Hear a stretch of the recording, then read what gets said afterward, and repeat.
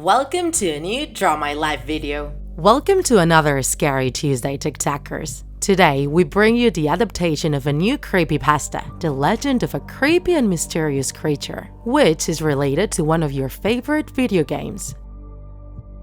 But this story starts a long time ago, before game consoles hit homes.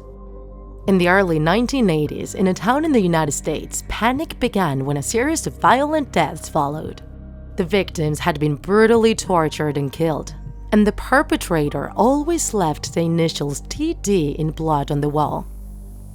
Beyond that, the police had no clue.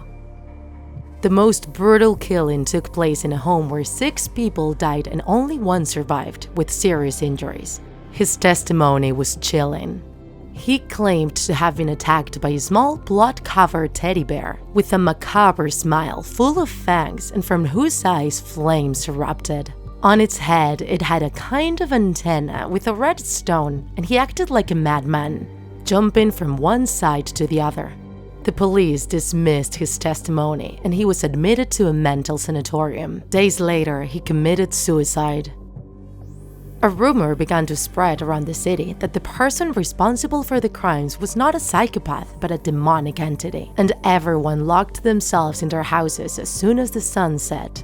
One night, a police patrol found in an alley the remains of a massacred body.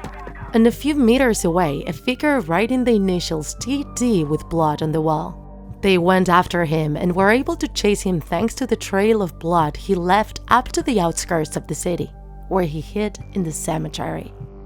By that time, the alarm had been raised and several patrols began to trace the cemetery. A journalist from a local newspaper also appeared and was allowed to accompany one of the police teams.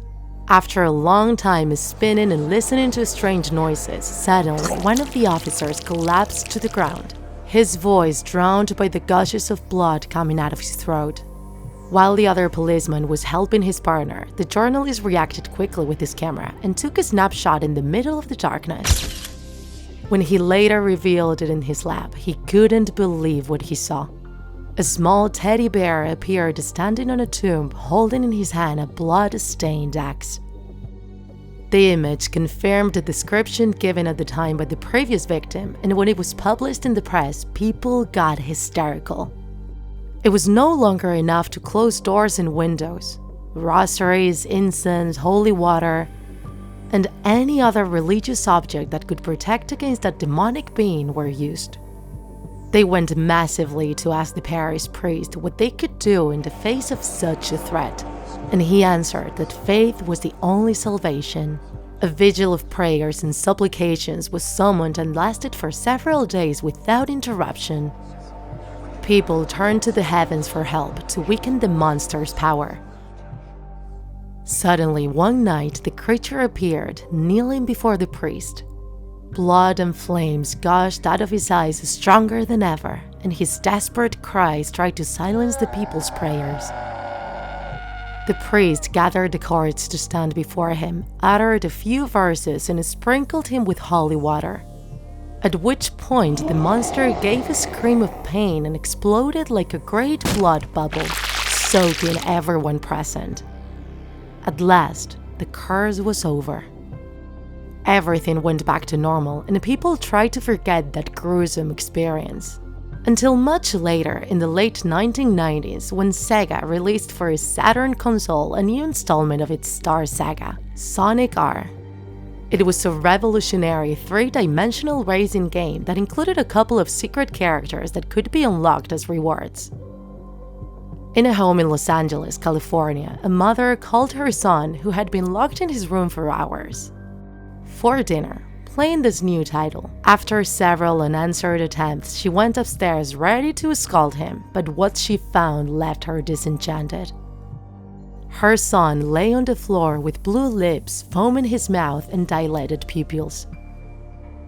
The console was on, and a song from the game, Can You Feel the Sunshine, kept looping, with a cheerful tone that gave it all a bizarre atmosphere.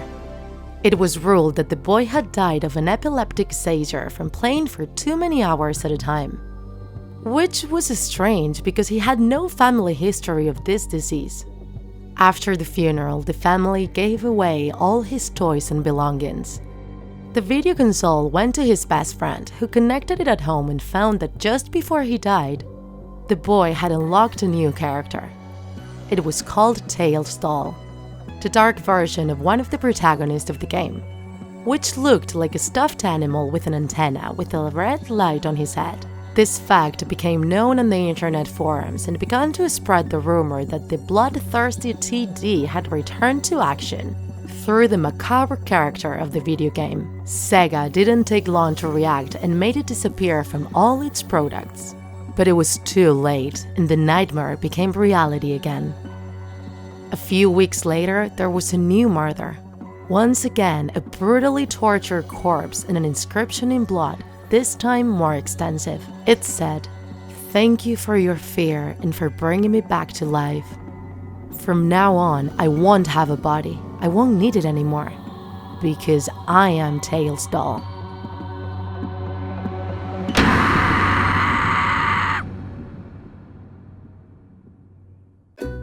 If you enjoyed this video, don't forget to like it. And if you want to see more Draw My Life videos, subscribe to our channel. See you in the next episode!